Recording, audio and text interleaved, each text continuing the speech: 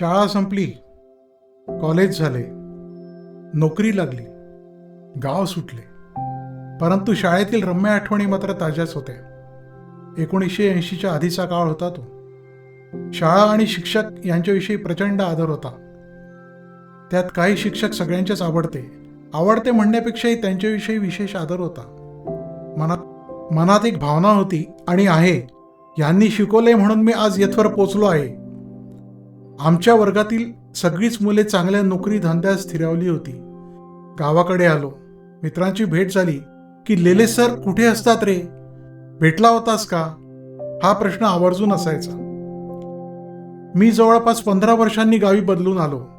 बँकेत नोकरी, त्यामुळे जरा ताठा होताच.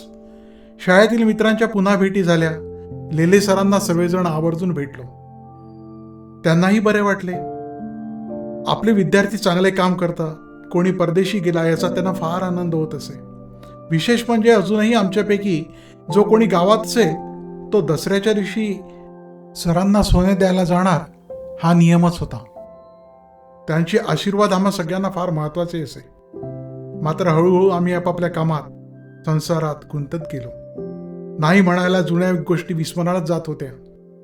नवीन अनुभव येत होते. आयुष्यात धावायला सगळे शिकले होते, पुढे जात होते. पण सर मात्र त्यांच्या जागी स्थिर होते.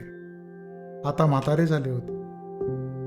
आम्ही असेच आमच्या कामात रामरगाड्यात व्यस्त असताना अचानकच भावे काकूंचा फोन आला. लेले सर आज गेले, बायतीच्या दवाखान्यात होते. तू शिक्षक कॉलनीत राहतोस ना, सगळ्यांना निरोप दे. माझे वडील काका पण त्या शाळेत होते. लेले सर, राजवाडे सर, राजदेरकर सर, नाना मुळे अशी ऋषितुल्य शिक्षकांची फळी एकेकाळी समर्थ हायस्कूलमध्ये होती. शाळा सुरू करून ती नावारूपास आणण्याकरता या मंडळींचा फार मोठा हातभार होता. विशेष म्हणजे त्यांनी नवीन शिक्षकांची खूप छान फळी निर्माण केली होती. त्यातला महत्वाचा तारा आज निखळला होता. मी कॉलनीत सगळ्यांना सांगितले. शाळेला सुट्टी झाली. सगळेच जण लेले सरांचे दर्शन घ्यायला गेले. सर अमरावती येथील अंबादेवीजवळील चाळीत 2 छोट्याशा खोल्यात राहत असत. सोबत बहीण होती. त्यांनी लग्न केलं नव्हतं. जीवन शाळेला आणि नवीन पिढी घडवण्याकरताच वेचले होते.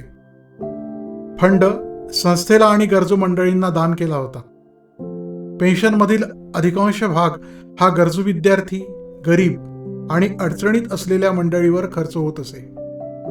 स्वतः आणि बहीण एकच वेळ जेवत असत. गरजा कमी, चेहऱ्यावर निष्पाप आनंद आणि सोजवळ भाव कायम असायचे. सरांना बघितलं की पावित्र्य आणि मांगल्य काय असते याची जाणीव तत्काळ व्हायची.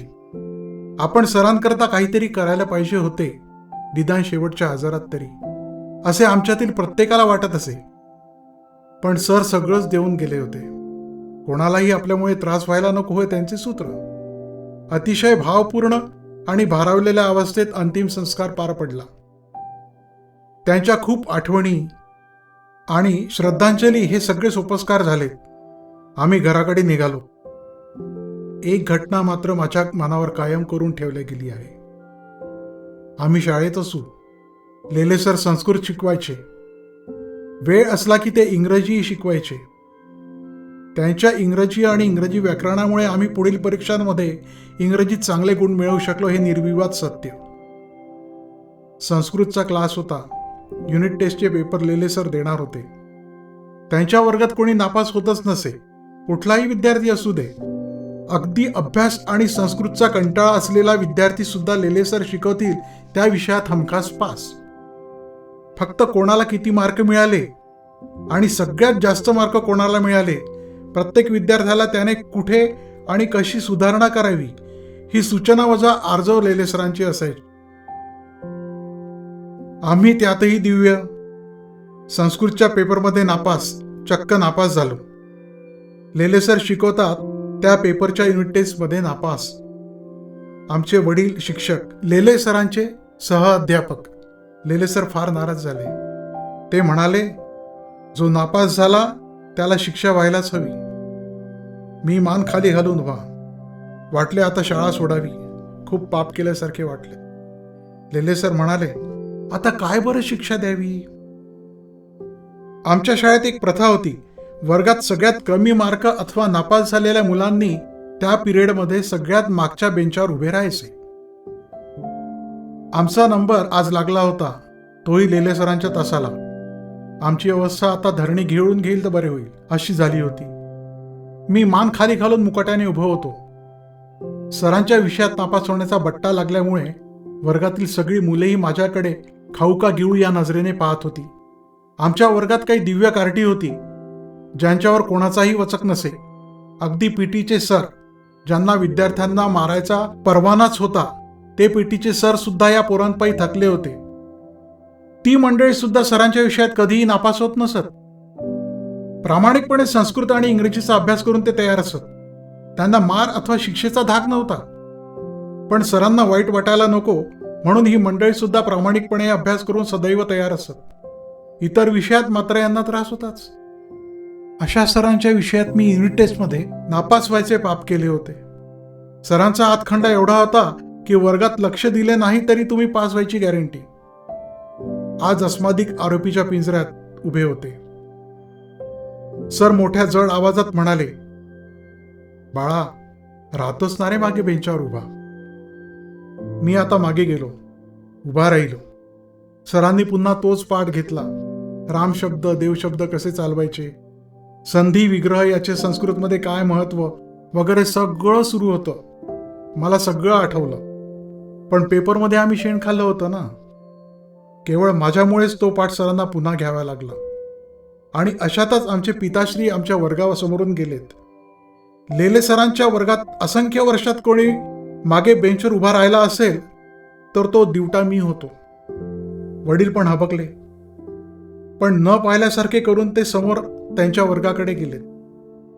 तास सुरू असताना अचानकच सर म्हणाले, तू बैस बेटा आपल्या जागेवर.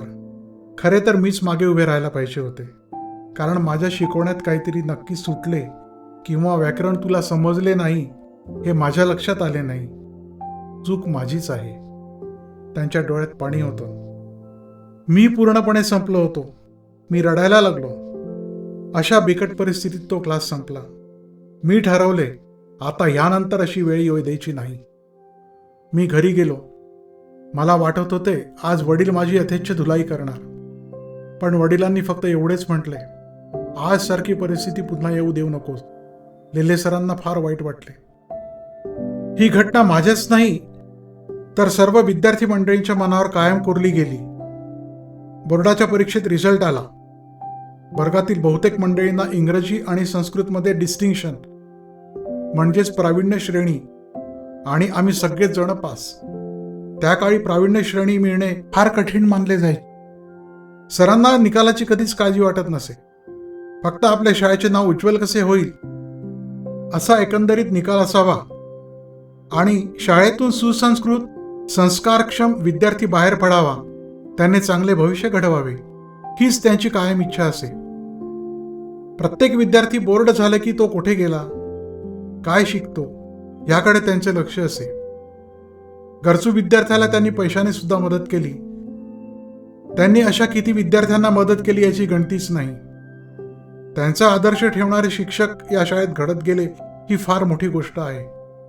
कारण इच्छा असून सुद्धा परिस्थितीमुळे शिकू शकत नाही यापेक्षा जास्त दुर्दैव नाही. सरांनी अशा अगणित मुलांना हात दिला आणि शेवटपर्यंत साथ दिली. म्हणूनच गावी आलेला प्रत्येक मुलगा घरी गेल्यावर सर्वप्रथम सरांकडे जात असे. सरांनी मात्र कधीही कोणतीही भेटवस्तू घेतली नाही. परंतु आपला विद्यार्थी आज चांगला नागरिक झाला याचा आनंद मात्र त्यांच्या चेहऱ्यावर कायम असे आणि तो सगळ्यांना संतोष देत असे. सर फक्त टीचर नव्हते किंवा आजच्या भाषेत बोलायचे झाले तर गाईड, फिलॉसॉफर पण नव्हते. ते त्याहीपेक्षा काहीतरी वेगळे आणि फार मोठे होते. आज त्यांचे विद्यार्थी 50 ते 70च्या वयोगटात असतील. परंतु आजही सरांविषयी जी आदराची, कृतज्ञतेची भावना त्या विद्यार्थ्याच्या मनात अजूनही आहे, ती सांगून समजण्यासारखी नाही किंवा शब्दात व्यक्त होण्यासारखीही नाही. मला तर सर टीचरपेक्षा जास्त एड्युकेटरच वाटलेत. कारण ते मुलांना फक्त विषयाचे ज्ञान देत नव्हते, सुजाण नागरिक बनवण्याचे धडे देत असत. एक संस्कारक्षम पिढी घडवण्याचा त्यांचा मानस होता. बरेच वेळा त्यांच्या तासाला नवीन फळीतील शिक्षक येऊन बसत असत. सरांना शिकवताना बघणे ही अशा नवीन शिक्षकांना पर्वणीच होती. सरांचे प्रत्येक विद्यार्थ्यांसोबत एक वेगळेच नाते होते. हा बंध असा होता की प्रत्येक विद्यार्थी सर जे सांगतील ते काळजीपूर्वक ऐकून शब्द आत्मसात करण्याचा प्रयत्न करीत असे. प्रत्येकाचा त्यांच्यावर प्रचंड विश्वास होता. ते कधीही शिकवणी घेत नसत, परंतु त्यांचे दरवाजे मात्र विद्यार्थ्यांकरता सदैव उघडे होते. विद्यार्थ्यांच्या सर्वांगीण विकासाकडे त्यांचे लक्ष असे. ते खेळाच्या मैदानावरही मुलांना प्रोत्साहित करण्याकरता दिसत असत. बाहेरच्या जगात माझा विद्यार्थी सक्षमपणे उभा राहिला पाहिजे आणि प्रत्येकाने आपापल्या क्षेत्रात भरीव कामगिरी केली पाहिजे याकडे त्यांचा ओढा होता. त्यामुळे ज्याची ज्यात गती त्यात त्याची प्रगती झालीच पाहिजे याकडे ते लक्ष देऊन असत. प्रत्येकाला त्याच्यातला गुण ओळखून ते त्याप्रमाणे मार्गदर्शन करीत. घरी पालक जेवढी आपल्या पाल्याची काळजी करतात तेवढीच किंबहुना त्याहीपेक्षा तर्कसंगत काळजी आणि मार्गदर्शन सरांकडून मिळत असे. ते एक चालते बोलते विद्यापीठच होते. आमच्या वेळी तर शिक्षक दिनाच्या दिवशी मुले भाषण करतात तेव्हा त्यांची तुलना आचार्य चाणक्य, सर्वपल्ली राधाकृष्णन, रवींद्रनाथ टागोर, दयानंद सरस्वती, महात्मा फुले, स्वामी विवेकानंद अशा ऋषितुल्य व्यक्तींसोबतच करीत असत. इंग्रजीच्या तासाला ते शिक्षकांना उद्देशून सांगत, a teacher can be a best friend, a third parent, an inspiration, a role model, a well-wisher, etc. for the students and guide them on the right path to succeed them in life. A teacher not only makes every student knowledgeable, but a better human being with all the moral values. A good teacher teaches not just material, but how to think critically and also why this is important. प्रत्येकाचे घर हे शिक्षणाचे पहिले विद्यापीठ असते. या विद्यापीठात थेट शिकवणी नसते, परंतु निरीक्षण, अनुभव आणि अनुकरण या प्रक्रियेतून प्रत्येक विद्यार्थी शिकत जातो, घडत जातो. सर पण असे सहजगत्या शिकवण्यावर जास्त भर देत असत. कुठलाही मुद्दा ते गोष्टी रूपात उलगडून सांगत असत. जसे एक कठीण श्लोक होता, परंतु ते मुलांच्या भाषेत मजेदार पद्धतीने सांगत ते अजूनही लक्षात आहे. याम चिंतयामि सततं मयि सा विरक्ता, साप्यन्नम इच्छति जनम स जनन्योसक्तः, अस्मेत् कृते च परिशुच्यति काचिद अन्या, धिकतांच तंश मदनंच इमांच मांच. यातील शेवटची ओळ ते म्हणत ती अशी, धिकत्यायचं तैचं मदनैचं इमायचं मायचं. उद्देश हाच, कठीणातील कठीण श्लोक मुखोद्गत होणे आणि तो समजणे महत्वाचे. भर्तृहरीच्या काही श्लोकांपैकी हा वरचा श्लोक आहे. त्यात असे वर्णन आहे, मला जी अतिशय आवडते, मी जिचे चिंतन करतो, ती माझ्याप्रती उदासीन आहे, ती दुसऱ्यावर आसक्त आहे आणि तो तिसऱ्याच नर्तकीवर लुब्ध आहे आणि नर्तकी माझ्यावर. म्हणून राजा म्हणतो, त्याचा म्हणजे कोतवालाचा धिक्कार असो, धिक्कार असो तिचा, धिक्कार असो कामदेव म्हणजे मदनाचा, धिक्कार असो राजनर्तकीचा आणि धिक्कार असो माझा पण. भर्तृहरीच्या शृंगार शतक या काव्यातील श्लोकाचा अर्थ सरांनी विस्तृतपणे शिकवला. तो अजूनही आठवतो. तो असा, हा एका सुंदर स्त्री आणि एकाकीपणावर रचला आहे. या राजाच्या राज्यात एक ब्राह्मण राहत असतो आणि त्याच्या निस्वार्थ सेवेवर प्रसन्न होऊन भगवान त्याला अमरफळ देतात. ज्याच्या सेवनाने खाणारा खूप वर्ष तारुण्याचा उपभोग घेऊ शकणार असतो. ब्राह्मण विचार करतो, मी साधा ब्राह्मण, देवभक्ती आणि पूजा हेच माझे काम, मला त्या फळाचा काय उपयोग. राजा खूप चांगला आहे, त्यालाच हे फळ द्यावे. तो राजाला फळ देतो आणि त्या फळाचं महत्त्वही सांगतो. राजा प्रसन्न होतो. तो ते फळ आपल्या प्रिय पत्नीला देतो. विचार करतो, ही फार सुंदर आहे, ही अशीच सुंदर राहिली तर मी शेवटपर्यंत तिच्या सौंदर्याचा आणि प्रेमाचा आस्वाद घेऊ शकेन. आणि मी जर हे फळ खाल्ले तर माझ्या आधी ती मरून जाईल. तिच्या वियोगात जगण्यापेक्षा फळ मी तिलाच देतो. राणीला ते फळ मिळतं. राणी मात्र धष्टपुष्ट, आकर्षक आणि अतिसुमधुर बोलणाऱ्या कोतवालावर म्हणजे सुदर्शनवर भाळली असते. ती ते फळ सुदर्शनला देते आणि म्हणते, हे फळ खा, तुला दीर्घ आयुष्य आणि तारुण्य मिळेल आणि तूच मला संतोष प्रदान करशील. सुदर्शन विचार करतो, राणी आणि तिच्या संपत्तीचा उपभोग घेण्याकरता मी हे फळ खाणे योग्य नाही. त्यापेक्षा राजनर्तकी, जी मला आणि सर्वांनाच प्रिय आहे आणि ती सर्वांनाच संतोष प्रदान करते, तिलाच हे फळ द्यावे. म्हणजे पुढेही ती सगळ्यांची अशी सेवा करत राहील, आनंदी ठेवेल. तो ते फळ राजनर्तकीला एकांतात देतो. राजनर्तकी विचार करते, हे फळ खाल्ल्याने माझे पापयुक्त आयुष्य अजूनच लांबेल. नकोच ते. त्यापेक्षा आपला राजा खूप चांगला आहे, माझी काळजी करतो, जनतेची पण काळजी घेतो, त्यालाच हे फळ द्यावे. ती ते फळ राजाला देते आणि त्या फळाचे महत्त्वही सांगते. राजाच्या लक्षात आता हा सगळा प्रकार येतो. त्यामुळे त्याला वैराग्य येते आणि तो 100 श्लोक लिहितो. ते वैराग्य शतक म्हणून प्रसिद्ध आहे. सर सांगत असत, या संसारात सगळेच अपूर्ण आहे आणि वास्तविकता वरीलप्रमाणेच आहे. एक व्यक्ती दुसऱ्या व्यक्तीवर प्रेम करते आणि अपेक्षाही करते की माझ्याप्रमाणे दुसऱ्या व्यक्तीनेही माझ्यावरच प्रेम करावे. परंतु विडंबना अशी असते, दुसरी व्यक्ती तिसऱ्याच व्यक्तीत गुंतली असते. याला कारण असे की संसारातील प्रत्येक व्यक्ती अपूर्ण आहे. प्रत्येकात काही ना काही कमी आहे. फक्त ईश्वरच परिपूर्ण आहे आणि तो प्रत्येक जीवावर तेवढेच प्रेम करतो जितके की तो जीव ईश्वरावर प्रेम करतो. कथा आमच्या वयाला त्या काळी भारीच होती. परंतु सरांचं शिकवणं आणि तळमळ यामुळे अशा कितीतरी महत्त्वाच्या गोष्टी आम्ही कळत न कळत सरांकडून शिकत गेलो आणि घडत गेलो. सर म्हणत असत, शिक्षक म्हणजे फोडिले भांडार देवाजीचा माल, मी तो हमाल भारवाही. नास्ती मातृसमा छाय, नास्ती मातृसमा गतिः, नास्ती मातृसमं त्राणम, नास्ती मातृसमा प्रभा. अर्थात माते समान छाया नाही, आश्रय नाही, सुरक्षा नाही. माते समान या विश्वात कोणीच जीवनदाता नाही. तसेच माता आणि पिता होऊन शिकवणाऱ्या शिक्षकांसारखा दाता नाही. त्यांच्या मते शिकणारा आणि शिकवणारा याचे एकच भावविश्व होते. तेथे शिक्षण सहजगत्या शिकल्या जाते. शिक्षण म्हणजे अज्ञानातून ज्ञानाकडे नेणारा पूल आहे आणि शिक्षकाचे काम योग्य मार्गदर्शन करणे. शाळेमध्ये नेमून दिलेला अभ्यासक्रम शिक्षकाने शिकवणे अपेक्षित आहे. हा अभ्यासक्रम शिकविताना शिक्षकाने विविध संसाधनांचा उपयोग करावा. शिकवणे रंजक करावे असे गृहीत धरले आहे. पण प्रत्यक्षात मात्र पाठ्यपुस्तक शिकवले जाते. पाठ्यपुस्तक तर अनेक साधनांपैकी एक आहे. आमच्या वेळी छडी लागे छमछम हा प्रचलित नियम होता. पण लेले सर त्याला अपवाद. कुठल्याही विद्यार्थ्याला मारले लागले की यांच्या डोळ्यात पाणी आलेच. शिक्षण हे फक्त पाठ्यपुस्तकातून व शाळेतच होते असे नाही. शिक्षणातून सर्वांगीण विकास व्हावा यावर त्यांचा भर असे. सर्वांगीण विकास म्हणजे बौद्धिक, कायनेस्थेटिक, सामाजिक, भावनिक, आध्यात्मिक, नैतिक विकास. शाळा सुटली, घंटा वाजली की मुले आनंदाने ओरडत बाहेर येतात.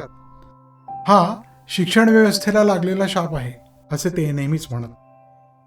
त्यांनी शाळेत सकाळी प्रार्थना म्हणण्याचा पायंडा घातला तो आज तागायत सुरू आहे. विद्यानाम नरस्य रूपमधिकं प्रच्छन्न गुप्तं धनं, विद्या भोग करी यशस्सुख करी, विद्या गुरूणां गुरुः. विद्या बंधुजनो विदेश गमने, विद्या परम दैवतम, विद्या राजस पूजते नहि धनम, विद्या विहीनः पशुः. विद्या हेच मनुष्याचे विस्तृत स्वरूप आणि गुप्तधन आहे. या विद्येच्या उपयोगानेच मनुष्य यशस्वी होतो आणि त्याचा प्रवास सुखदायी होतो. म्हणूनच विद्या गुरूंची गुरु आहे. दूरवर अथवा विदेशात गेलेल्या बांधवांना विद्येचाच आसरा असतो. त्यामुळे विद्या ही फार मोठी देवता आहे. विद्या राज्यांमध्ये पूज्य आहे. विद्याविहीन मनुष्य पशुवत असतो. ओम सहनाववतु सहनौ भुनक्तु सह वीर्यं करवावहै तेजस्विनावधीतमस्तु मा विद्विषावहै. ओम शांति शांति शांती. हा शांती मंत्र कृष्ण यजुर्वेदातील आहे. अलंकारिकरित्या ओंकार म्हणजे आरंभ, ओम म्हणजे परमात्मा. परमात्मा आमचे एकत्र रक्षण करो. आमचा म्हणजे गुरु शिष्यांचा एकत्र विकास करो. आम्ही एकत्र पराक्रम करू. आमचे अध्ययन तेजस्वी होवो. आम्ही परस्परांचा द्वेष न करू. ते नेहमी म्हणत, स्वतंत्र भारताचा नागरिक म्हणून मी माझ्या देशाला महान पाहू इच्छितो. माझ्या देश बांधवांना तसेच माझ्या विद्यार्थ्यांना उत्कृष्ट ज्ञान मिळायला हवे. त्यांना उच्च सांस्कृतिक जीवन जगता यायला हवे. माझ्या विद्यार्थ्यांना मी माणूस, सच्छील असा माणूस बनवण्याचे शिक्षण देणे हे मी माझे एक आद्य कर्तव्य समजतो. अशी शिकवण देणारे ऋषितुल्य लेले सर आजही स्मरणात आहे. त्यांनी घालून दिलेल्या परंपरा आजही शाळेत पाळल्या जातात. खरे तर आजही राष्ट्राला अशा शिक्षकांची गरज आहे.